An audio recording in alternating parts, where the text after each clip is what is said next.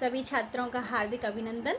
संस्कृत शिक्षण की कक्षा में आपका पुनः एक बार स्वागत।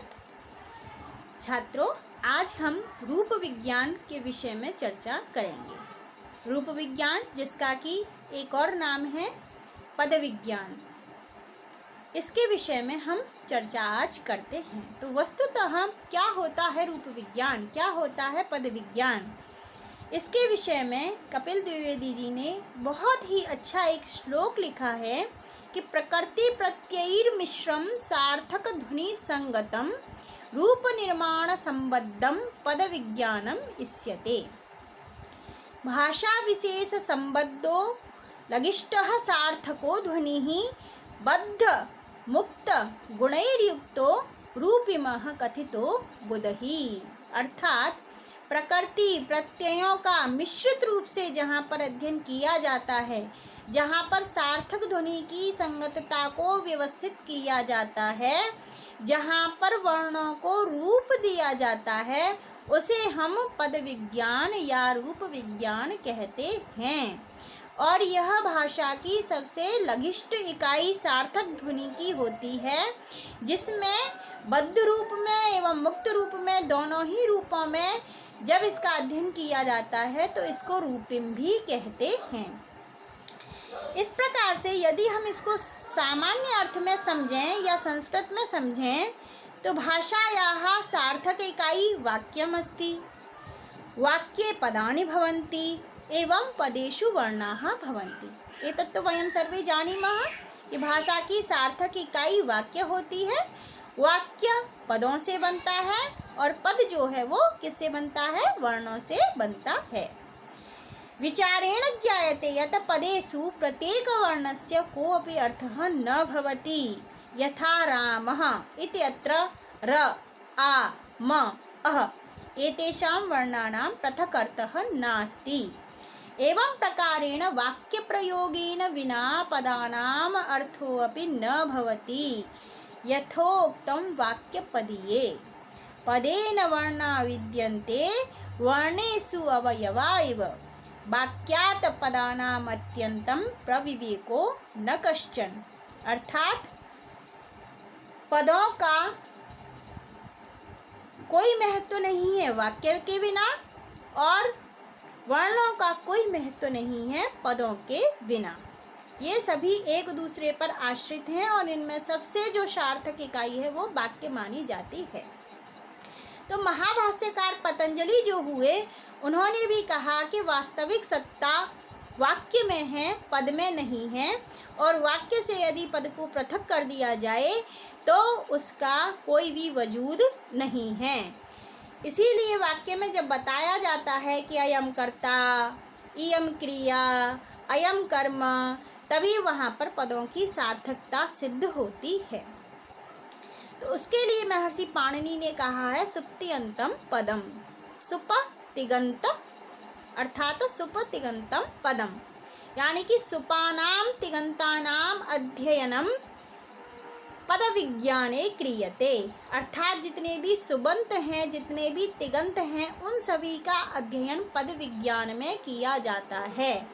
और सुबंत और तिगंत से आप सभी समझ ही रहे हैं कि जितने भी हमारे शब्द रूप हैं, जितने भी हमारे धातु रूप हैं, और उनको सहायता प्रदान करने के लिए जितने भी प्रत्यय हैं, अव्यय हैं, कारक हैं, संधियां हैं, समास हैं, लिंग है, पुरुष है, वचन है, इन सभी का अध्ययन जिस विज्ञान में किया जाता है उस विज्ञान को रूप विज्ञान अथवा पद विज्ञान कहते हैं। स्पष्ट है।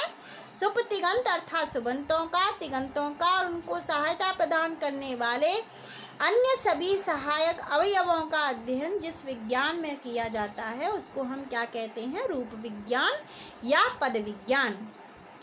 और पदों के विभाग के विषय में भी यास्क जी ने स्पष्ट रूप से लिखा है। कहाँ लिखा है? निरुक्त में लिखा है। क्या लिखा है?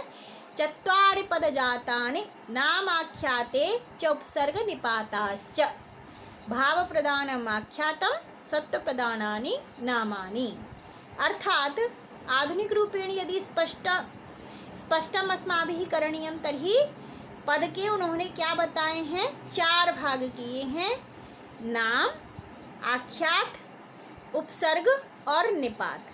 नाम से हम यहाँ पर लेते हैं संज्ञा शब्दों से, जैसे रामः, रमा, बालकः, हरिः, गुरुः। ये सभी संज्ञा शब्द जो हैं वो यहाँ पर पद विभागों में नाम शब्द से संबोधित किए जाते हैं। आख्यात की यदि हम बात करें तो जितने भी क्रिया शब्द हैं, गच्छति, खादति, धावति इत्यादि जितने भी क्रिया शब्द हैं उनको हम आख्यात के नाम से जानते हैं। यदि हम उपसर्गों की बात करें तो आप सभी जानते हैं संबद्ध अवयवाः उपसर्गाः, प्र, परा जितने भी हैं, सम है, दुहु है, ये सभी उपसर्ग जहाँ पर आ रहे हैं। और साथ ही चौथा भाग उन्होंने किया है निपात। निपात कहते हैं हम अव्यय शब्दों को जो बोलते वक्त बीच में आते हैं, जैसे च है, वा है, इव है, ही है इत्यादि जो शब्द हैं उनको हम क्या कहते हैं, निपात कहते हैं। तो ये पद के 4 भाग हमारी व्याकरण में किए गए हैं। इस प्रकार से यदि हम आंग्ल भाषा में इसकी बात करें तो जिस प्रकार से साउंड स्वन के आधार पर स्वनिम विज्ञान पड़ा, उसी प्रकार से मॉर्फ अर्थात पद के आधार पर इसका नाम पद विज्ञान या रूप विज्ञान पड़ा। रूप विज्ञान में एक मॉर्फीमिक्स रूपिम विज्ञान भी होता है। इसको हम रूप ग्राम विज्ञान भी कहते हैं, इसको हम मार्सिमी भी कहते हैं और इसको हम पदिम विज्ञान भी कहते हैं इत्यादि इसके अनेक नाम हैं। और भाषा शास्त्र में जो रूपिम है उसका अध्ययन बहुत महत्वपूर्ण है और भारतीय व्याकरणों के लिए रूपिम विज्ञान के अध्ययन को बहुत श्रेष्ठ माना जाता है। भारतीय वैज्ञानिकों को सम्मानित किया जाता है इसे बनाने के लिए। तो यथा पाणिनि महोदयेन संस्कृतभाषायाः रूपविज्ञानस्य सूक्ष्मातिसूक्ष्म अध्ययनम् अष्टाध्याय्यां प्रस्तुतं तद् विश्वस्य भाषाशास्त्रिणां कृते आदर्शभूतः अस्ति। जिस प्रकार का रूप विज्ञान का जो प्रदर्शन पाणिनि जी ने अष्टाध्यायी में किया है वो समस्त भाषा शास्त्रियों के लिए आदर्श बन गया है और इस प्रकार का सर्वांगीण रूप वैज्ञानिक अध्ययन आज तक किसी भाषा में नहीं किया गया है। और रूपिम विज्ञानस्य आधारः अपि रूपम् अथवा पदम् एव अस्ति, अर्थात प्रयुक्त भाषायां सर्वेषां पदानां सार्थक अवयवानां विभाजनं कृत्वा रूपिम मॉर्फीम एवं संरूप एलोफमॉर्फ इत्यनयोः निर्धारणं क्रियते। अर्थात भाषा में जितने भी प्रयुक्त पद हैं, जितने भी सार्थक अवयव हैं, उनका विभाजन करके ही रूपिम मॉर्फीम और संरूप एलोमॉर्फ जो है इन दोनों का निर्धारण किया जाता है। इस प्रकार से इनका अर्थ और वितरण किया जाता है। तो जो रूपिम जो है उसको हम 4 भागों में बांटते, 3 भागों में पहले बांटने की बात की गई थी, लेकिन प्रमुख रूप से इसको 4 भागों में ही बांटा गया है। एक है फ्री मॉर्फीम जिसको हम रूपिमः कहते हैं संस्कृत में, एक है बाउंड मॉर्फीम जिसको हम बद्ध रूपिमः कहते हैं, एक है कॉम्प्लेक्स मॉर्फीम जिसको हम संयुक्त रूपिमः कहते हैं और एक है कंपाउंड मॉर्फीम जिसको हम मिश्रित अथवा समस्त रूपिमः कहते हैं। अर्थात जो रूप हैं वो 4 प्रकार के माने गए हैं। एक बिल्कुल होते हैं फ्री, एक होते हैं बंधे हुए और एक होते हैं संयुक्त और एक होते हैं मिश्रित।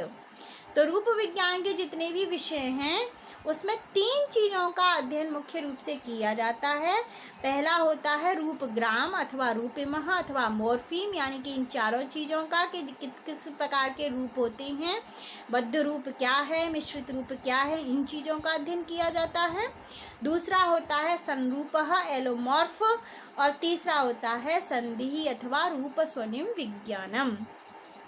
तो इनमें जो है भाषा अथवा वाक्यस्य सार्थक लघुत्तमा इकाई रूपिमः भवति। भाषा और वाक्य, भाषा अथवा वाक्य की सार्थक लघुत्तम इकाई जो होती है उसको हम क्या कहते हैं, रूपिम कहते हैं। और रूपिमस्य समानार्थकाः किंतु परिपूरक वितरण युक्त रूपाः संरूपः इति उच्यन्ते। रूपिम के समानार्थी ही लेकिन विपरीत अर्थ प्रदान करने वाले जो शब्द हैं उनको हम संरूप कहते हैं। जो आजकल विलोम शब्द के रूप में प्रयोग किए जाते हैं वो सभी संरूप में आते हैं। इस प्रकार से रूपद्वयानाम अथवा पदद्वयानाम मेलनेन यानि परिवर्तनानि आगच्छन्ति तेषां परिवर्तनानाम् अध्ययनं यत्र भवति तद रूप स्वयं विज्ञानम भवति। अर्थात इनका दो पदों को मिलाने से जितने भी परिवर्तन आते हैं उन सभी परिवर्तनों का अध्ययन जिस विज्ञान में किया जाता है उस विज्ञान को हम रूप स्वयं विज्ञान कहते हैं। तो छात्रों, इस प्रकार से हमने जाना कि रूप विज्ञान और पद विज्ञान दोनों नाम एक ही हैं और पाणिनि जी के द्वारा जो रचित रूप विज्ञान है उसको भाषा शास्त्रियों ने बहुत ही महत्वपूर्ण स्थान दिया है, क्योंकि आज तक ऐसा अन्य रूप विज्ञान कोई बनाया नहीं है। और पाणिनि जी ने क्या किया है, सबको स्पष्ट रूप में एक एक सूत्र के साथ समझाया है। जिस प्रकार से संधियां हैं तो संधियों के प्रकार, किस प्रकार से किस सूत्र से कौन सी संधि हुई, यह समास हैं तो समासों के प्रकार, किस सूत्र से कौन सा समास हुआ, कारक हैं, विभक्ति हैं, सभी को उन्होंने वैज्ञानिक पुष्टि के आधार पर हम सबके समक्ष प्रस्तुत किया है।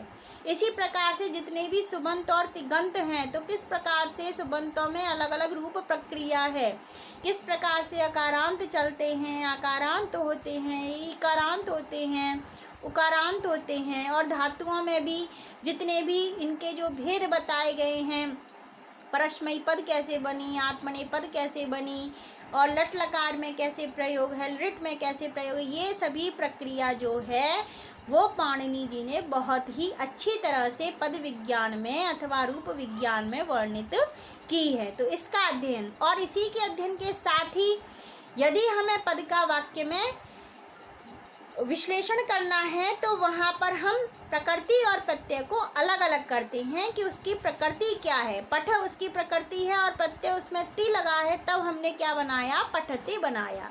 राम जो है वो सामान्य है और उसमें प्रत्यय सु लगाया, तब हमारा क्या बना, रामः बना। इस प्रकार से हम कभी इसका मुक्त रूप में अध्ययन करते हैं, कभी हम इसका बद्ध रूप में अध्ययन करते हैं और कभी कभी ये मिश्रित भी हो जाते हैं।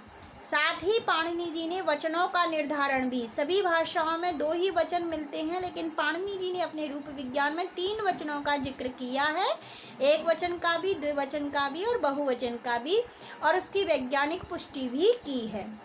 इस प्रकार से लिंग निर्धारण में भी उन्होंने 3 लिए हैं।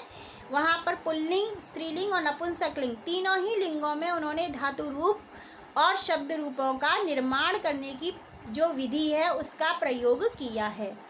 तो संस्कृत में यदि हम पद विज्ञान या रूप विज्ञान की बात करते हैं तो यह विश्व की सभी भाषाओं की सबसे श्रेष्ठतम रूप विज्ञान है।